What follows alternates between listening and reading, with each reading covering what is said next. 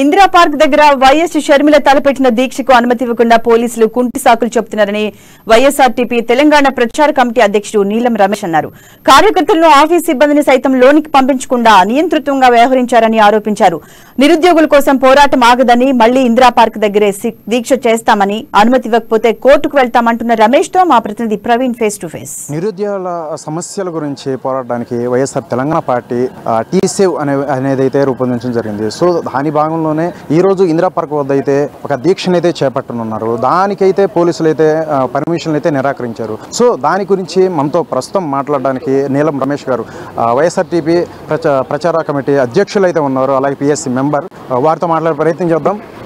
Sir నమస్కారం. Sir నమస్తే. Sir చెప్పండి, ఇప్పటికే ఈ యొక్క టీసేవ్ ఆధ్వర్యంలో ఒక దీక్షనైతే చేపట్టినారు. ఏదైతే నిరుద్యోగ సమస్య అయితే ఉందో రాష్ట్రంలో అది ప్రాళదోరే విధంగా ఒక టీసేవ్ అయితే రూపొందించారు. దాని విధంగానే ఈ రోజు దీక్ష చేపట్టుంటే దాని పోలీసులు 12వ తారీఖే పర్మిషన్ ఇచ్చారు అని చెప్పేసి చెప్పారు. దానికి వెంటనే ముందు రోజు నిన్న పర్మిషన్ క్యాన్సిల్ చేశారు, ఒక ట్రాఫిక్ సమస్యల కారణంగా అని చెప్తున్నారు. అయితే మనం ప్రస్తుతం చూసుకున్నట్లయితే కూడా ఈ యొక్క పార్టీ కార్యాలయం చుట్టూరు భారీగా పోలీసులు అయితే మోహరించిన పరిస్థితి. సార్ దీనికి ప్రధాన కారణం అసలు ఏమై ఉంటుంది? ఈ పర్మిషన్ క్యాన్సిల్ చేయడానికి కూడా ప్రధాన కారణం ఏంటంటే మీరు అక్కడ చూడండి, కేసీఆర్ ఫియర్స్ వైఎస్ షర్మిల అనే హ్యాష్ ట్యాగ్. అంటే మేము ఇది ముందే గ్రహించినాం. అంటే కేసీఆర్ ఫియర్స్ వైఎస్ షర్మిల ఎందుకంటే కేసీఆర్ గారు షర్మిల అంటే భయపడతాడు. ఎందుకంటే ఒక ఉద్యమకారుడు, ఆయనకు బాగా స్ట్రాటజీ తెలుసు. అంటే ఒక ఉద్యమాన్ని వదిలేస్తే అది ఉప్పొంగి ఎలా అవుతుంది అనేది కేసీఆర్ గ్రహించింది.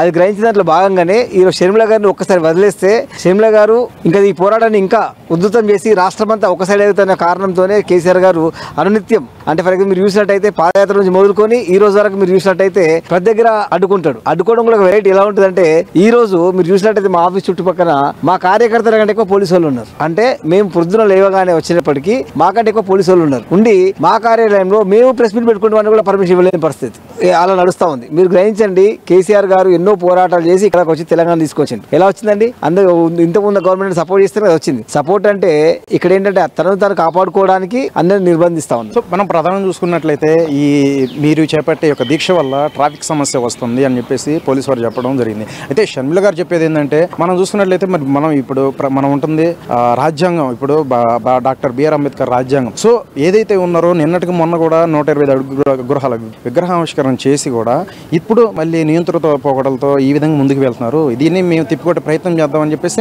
మేడం గారు మాట్లాడే పరిస్థితి. అయితే మనం ప్రజెంట్ అయితే ఏ విధంగా చూడవచ్చు ఇప్పుడు బీఆర్ఎస్ పార్టీ ఈ పర్మిషన్ ఇవ్వకపోవడాన్ని? మీకు ఒకటి అర్థం చేసుకోవాలి ప్రజలందరూ, తెలంగాణ ప్రజలందరూ. మనం మీరు చూసినట్టయితే మేము దీక్ష చేస్తున్నది ఎక్కడండి? దీక్ష చేస్తున్నది కేసీఆర్ ఇంట్లో కాదు, దీక్ష చేస్తున్నది కవితమ్మ ఇంట్లో కాదు, దీక్ష చేస్తున్నది కేటీఆర్ ఇంట్లో కాదు, దీక్ష చేస్తున్నది ఇందిరా పార్క్. అంటే ఇందిరా పార్క్ దగ్గర ప్రభుత్వం నిర్ణయించిన దీక్షల కోసమే ధర్నా ప్లేస్ లో చేస్తామని చెప్పాం. అది కూడా ఎందుకు ఇవ్వట్లేదు అంటే వాళ్ళు భయపడిపోయారు. ఎందుకంటే ఈ రోజు మీరు చూసినట్టయితే ఎక్కడెక్కడ విద్యార్థులు కానివ్వండి, అన్ని పార్టీలు కూడా, అపోజిషన్ పార్టీ కూడా ఏకమైనవి, అందరూ కలిసి పోరాడుతూ ఉన్నారు. ఆ పోరాటాలను అణచివేయడంలో భాగంగానే ట్రాఫిక్ అని ఒక నిబంధన పెట్టి మీకు ఇవ్వట్లేదు ట్రాఫిక్ అని చెప్పారు. మేము ఒకటే అడుగుతా ఉన్నాము, మీరు ఢిల్లీలో వెళ్ళి ఉన్న ధర్నా చేసినప్పుడు మీకు అలాగే ప్రధానమంత్రి గారు మీకు ఇవ్వకపోతే, ఆ పార్టీ మీకు ఇవ్వకపోతే మీరు ఎలా ధర్నా చేసేవాళ్ళు? అంటే ఒక ఎనీ అపోజిషన్ పార్టీ రైట్, అది కాన్స్టిట్యూషన్ రైట్ ఏంటంటే మనం పోరాటాలు చేసుకోవాలి. అది opposite parties we can do fight. So మనం చూసుకున్నట్లయితే ఇప్పటికే మాతో పాటు చాలా మంది కలిశారు, ఇతర పార్టీల వారు కూడా కలిశారు, అలాగే విద్యార్థి సంఘాలు కూడా మాతో ఏకమయ్యాయని చెప్పేసి మీరు చెప్తున్నారు.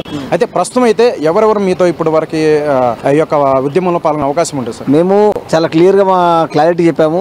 బీఆర్ఎస్ బీజేపీ తప్ప మిగతా అన్ని పార్టీలు మాకు సపోర్ట్ చేశాయి. చాలా మంది మాట్లాడారు, తర్వాత ఉద్యోగ సంఘాలు మాట్లాడారు, తర్వాత వేరే సంఘాలు మాట్లాడారు. వాళ్ళందరూ కలిసికట్టుగా ఉన్నారు. మీరు ఇప్పుడు చూడండి, వాళ్ళందరూ కూడా భయపడతారు కదండి. మీరు ఒకసారి ఒక విజువల్ చూపించండి. ఇంతమంది పోలీసు వాళ్ళు మా బండ్లు ఆపేశారు. అంటే మా గేట్ ముందు ఇంత ఈ రకంగా భయంకరమైన దృశ్యాలు పెడితే ఇక భయపడతారు కదండి. ఓకే, మనం అయితే మరి ఇప్పుడు మీరు తర్వాత కార్యాచరణలో భాగంగా మరి ఎటువంటి ముందుకు వెళ్ళే అవకాశం ఉంటుంది సార్? అంటే మేము కోర్టు ద్వారా వెళ్తాము అని అంటున్నారు. ఒకవేళ కోర్టు ద్వారా పర్మిషన్ రాకపోతే మరి ఎటువంటి కార్యాచరణ చెప్తానండి? మాకేంటంటే మీరు చూసినట్టయితే ఈ తెలంగాణ రాష్ట్రంలో గత 2 సంవత్సరాల నుంచి అపోజిషన్ లో ఉండి పోరాడుతున్న ఏకైక నాయకురాలు షర్మిల గారు. షర్మిల గారికి ఒక క్లారిటీ ఉంది, ఒక స్ట్రాటజీ ఉంది. మీరు చూడండి, మమ్మల్ని ఆపారు, మళ్ళీ మేము కోర్టుకి వెళ్తా ఉన్నాం. కోర్టులో చేల్చుకొని అయినా సరే ఈ కేసీఆర్ నియంత్రణ పాలన అడ్డుకోవడానికి మేము ప్రయత్నిస్తా ఉన్నాం. అయితే ప్రస్తుతం అయితే మనం చూస్తున్న నీలం రమేష్ గారి మాటలు అయితే మనం చూసాం.